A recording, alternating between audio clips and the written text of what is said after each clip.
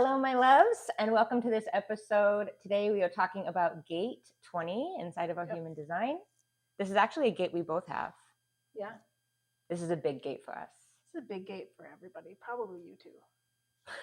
So the first thing that I want to clarify is that everybody has every gate, but your gates are either activated or not activated. They are either defined or undefined.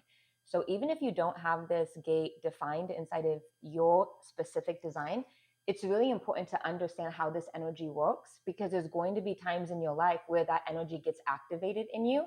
And if you're already prepared on how to use it, you're going to be able to use it in the high vibration instead of the low vibration. That's perfect. So if you're curious if your gate 20 is activated or not activated, you can go to darcyandsarah.com. We'll put that in the notes for you below, and pull your human design. You're going to be looking for gate 20 in the throat center. It's a square that's literally right over your throat. If your 20 is lit up black, that means that your gate 20 is defined. And if it's not, then that just means for you, in this case, this one is undefined. So you have a little bit less consistent access to this particular gift. The way that I like to make sense of this in my mind is it's like when you used to play Mario Brothers when you were a kid. We still play Mario Brothers. We still play Mario Brothers. So when you used to play like old school Mario Brothers, there was like things that he could just always do. Like he could always walk, he could always jump, right? But then there were other times when he would have to like touch something. Yeah. So you like touch the raccoon and all of a sudden I can fly, or I touch the stone, all of a sudden I can just blow through things. Yep. And so when you have something defined or activated in your chart, it's like you're born with it. Like you always have that tool on. It's always a tool in your tool belt that you can just pull out. But when it's undefined, it means that you don't have consistent access to it. You kind of have to touch that feather. You have to turn into the raccoon first. You got to go out on the level and find it. Exactly. And the way that happens is one of two ways. Either you're sitting close enough to somebody, usually about 6 feet around us, other people's activated energy will activate our energy. And the other way that we can see these activate is doing certain planetary arrangements. Of course, the planets are always doing something. Busybodies. Busybodies. So when we talk about these gates, we're going to be going through all of the gates inside of human design so that you guys can learn how it is you could use this energy, whether it's activated or not. But when we go through these, I really want to highlight that when we look at this energy, there is a way that we can use this energy in high vibration. This is the way we want to strive to use this energy. We're going to talk about what that looks like. But then there's also a way that we can use this energy in low vibration. And it's not that low vibration is bad. It's just the old way that we used to use this energy, and it's no longer serving us. The caveat here is that our DNA is really used to using the energy in the old way. Yeah. And so like our reptilian brains constantly want to use this energy in the old way. And what we're doing is we're stretching our capacity to transform that energy and use it in a higher vibrational state. You might even feel that you might feel that stretch where you're being pulled to do something differently. That's that pull from the shadow to the gift. Or maybe you're feeling that pull and you just don't know what the gift is. So you don't even know what to move towards. That's what we're going to talk about today. And the really cool thing is like when we activate the higher expression, it's like we have all these beautiful things happen because we're in high vibe. And then other times, you know, we say the same exact thing, but it doesn't land quite the same. And we're like, what happened there? And that's because the vibrational expression, you know, changed. So when we talk about low vibe, there's going to be two ways that can show up, right? So let's get into gate 20 so we can show you guys what we mean. So gate 20 is the gate of I am now. Now. Right now. Right now. Now. In this moment. Right now. Right this second. Yes. So what's interesting about this energy is that this energy is given to us to allow us to be in the present moment.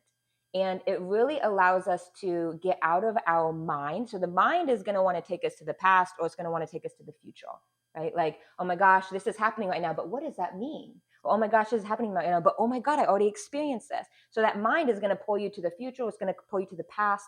Staying in the high vibration of 20 is actually about relaxing the mind and just allowing yourself to experience the present moment without trying to put all of these mental constraints around your experience. You know what's really interesting about that is that gate 20 is in the now, and gate 20 is connected to a lot of things. It's one of those gates that There's not a lot of these in human design, but it's one of those where it's connected to multiple other gates, forming multiple channels, but it's not connected to the mind. Correct. Which is why it's pushing you to get out of your mind and be in now. Yes. And I want to highlight this because we call this the gate of contemplation. And so for a lot of people, they're like, oh, contemplating, that means I'm in my head and I'm thinking about it. But it's not. Contemplating is about allowing spirit to come and to talk to you as opposed to letting that mind chatter. So when we get into low vibration, it's really about not being in the present moment. It's really about being someplace else, right? And this is going to show up in either the repressed or the reactive. So when you're in a low vibrational state, it's going to show up in one way or the other. When we talk about recessive, it's like I turn all of this shadow in on me. Mm-hmm. And internal. Yeah, it's a very internal process. And then when it's reactive, it looks like I take this shadow and I push it out into the world. Okay, so when you're in a low vibrational state around this energy, it's going to show up in one of two ways. If it's recessive, this looks like going numb. This looks like leaving the present moment and going someplace else. Have you ever experienced this? Yeah, I have. And I think it's really interesting when we talk about, we'll get into the reactive phase, but it's interesting because this particular gate is also connected to the spleen, which is like your fight or flight. It's like there's fight, there's flight, and there's freeze, and it activates freeze. Yes. In the internal, like, repressed state. Yes, absolutely. So it's like you're not in the moment, maybe you're someplace else. So maybe that looks like they actually say that you see this in the eyes. You just see the person's eyes just kind of go dull and it's like they're someplace else, right? And that's how this energy is going to show up in the recessive. And then the reactive, this is where like you're trying to numb yourself, but it doesn't look like an internal like sloth. It looks like external. So this is like I'm not in the present moment because I'm staying so freaking busy. I got this and this and this and this and this and this and this and this, and I'm letting my mind go everywhere and I'm letting my body go everywhere. I'm letting the experience go everywhere instead of just being here in the moment. You've probably felt like that, especially if you're like us, parents. You've got, jobs and house and all these things and kids and the activities, and you're like so busy that you just feel numb. Mm-hmm. Yeah. So the trick here is to move from low vibration to high vibration. First of all, you want to be aware of it. So there is this way that we can be soft about this process. This is not about judgment. This is not about fault. This is not about like feeling guilty for being in low vibration, vibrational expression. Those things are normal. Those things happen to everybody. There's no judgment here, but it's about being aware that we are in the low vibration and then being aware of whether that's coming up as recessive or reactive, and then moving to the higher vibrational state, which is I am going to be here in this moment. So in high vibration, in order to stay into a high vibrational space of I'm going to be in the present moment, it really requires a sense of safety, that it is okay to be right here, right now. A lot of times we make up these like false like fears or threats in our mind, and then even though we're safe in this present moment, our mind goes to whatever it is that we think is a potential threat, and we want to live there, and we think that if we don't go there something bad might happen. Right. So it's really important for us to work on that reassurance that like I'm okay, myself is okay, it's okay for me to be right in the now. This looks like you have to have a conversation with somebody and you're so worried about what they're going to say or how they're going to react to that conversation that you're like in your head, you're thinking about it, you're procrastinating, you're maybe pacing, you just feel like and then you have that conversation with them and they're like, okay. And there was this whole lead up that you went through because you were scared of something. So being able to have that awareness, that observation, and just being able to observe when you feel like that, for me, it's almost like I float above and I can like watch down and look at this whole scenario play out and see myself, not necessarily as myself, but as somebody else. Mm-hmm. And how would I perceive somebody else? I would just tell them not to be afraid, just go do it. Yeah, absolutely. Yeah. So in this series, we're doing a throat series right now where we're talking all about like how this energy shows up in the throat. So I want to take a second to talk about how this is going to show up inside of communication. Yeah. So when you have this gate activated, you are designed to speak with a voice that is, I am ... now. So you're going to fill in that ... with whatever you're doing. I am working on this now. I am experiencing this now. I am contemplating this now. It's really about being in that moment. So a lot of times when we're thinking about using this energy, to your point, we get all in our head about communicating it later.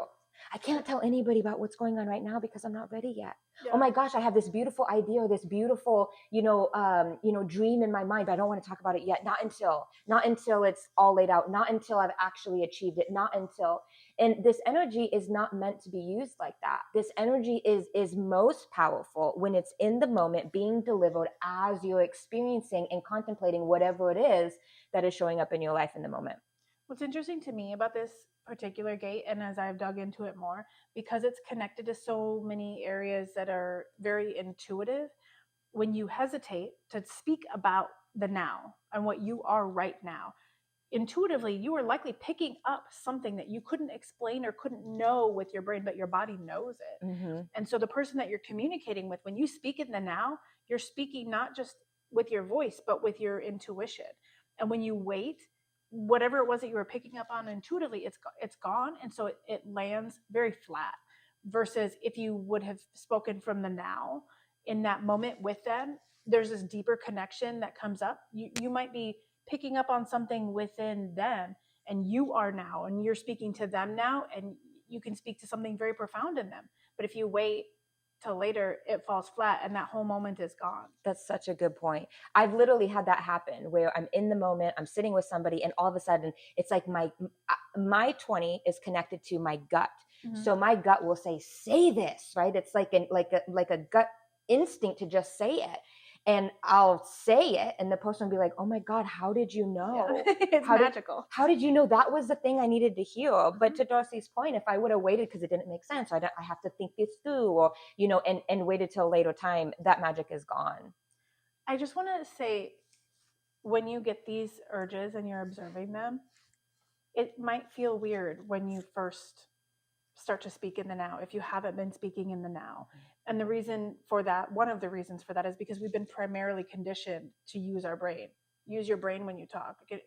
My parents told me that all the time. Mm-hmm. Think before you speak, mm-hmm. right? But if you're activated in your 20 gate, it's not for you to think necessarily before your speak, because your knowing is in your body. Your knowing is in your gut. Your knowing is in your instinct and your intuition and it's in your body. There's lots of places that it can show up depending on your chart. But at the end of the day, it takes a little bit of a process to get out of the knowing that's in your head and the knowing that's in your body. Absolutely. This gate can actually show up in 3 different places. It's either going to not be connected to anything, yep. Or it's going to be connected to gate 10, which is all about self-expression, expressing your identity, who you are. So if you think about connecting that with the now, you're really there to talk about the now of who you are and your identity and who you're being. And if it's connected to the sacral, that's coming through gate 34, which is all about a power, right? This is a gut instinct, a gut intuition to speak powerfully about something. And if it's connected through 57, then it's going to be coming from that intuitive, that more like clairvoyance. I know I'm supposed to say this, but I don't know why I'm supposed to say this, but I'm just going to say it anyways. Yeah. You have all 3, don't you? I do. I have all 3. And what's interesting to me is that where it's connected to the spleen versus where it's connected to the sacral. The spleen comes through as a hit. It's a hard and fast hit, and then it won't say anything again. But my sacral, that line from 20 to 34, if I'm being called to say something in the now and I don't say that thing in the now, it will keep coming and keep coming. And eventually I will literally get sick to my stomach, because it's like I'm holding this thing that is trying to come out, mm-hmm. That somebody needs to hear. It's very selfish. So I've learned to just say the thing, for better or worse, because ultimately your sacral just keeps hitting and hitting and hitting, and mine will make me sick. So I do have all 3. Sometimes, actually, when I was a kid, I used to get in trouble all the time for talking too much in class. Me too. I'm shocked. I cannot believe that. But anyway, yes. Beautiful. Gate 20. Well, awesome. This has been Gate 20. If you guys have more questions about it, then check out our throat Wait, are we going to talk about this now or later? Check out the whole throat series. We have an awesome workbook for you. We'll put the link in the comments below so that you can check it out. And we can't wait to talk about the rest of the throat gates with you. Okay, love you. Bye. We hope today's show resonated with you. If you want to be the first to hear about our upcoming shows, make sure you follow the Soul Led Duo podcast on YouTube and wherever you catch your podcasts. Check out darcyandsarah.com for show notes, your free human design chart, and other goodies. And we'll catch you next time. Love you, mean it. Bye.